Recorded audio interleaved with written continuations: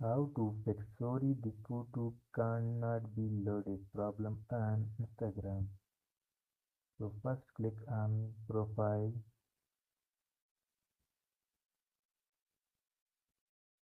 Now click on three line. Click on setting. Now click on help. Click on report problem.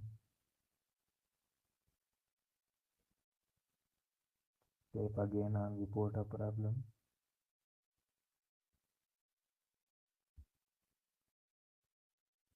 Click on include and continue button. Now upload your problem screenshot. Now type your problem here and click on send button.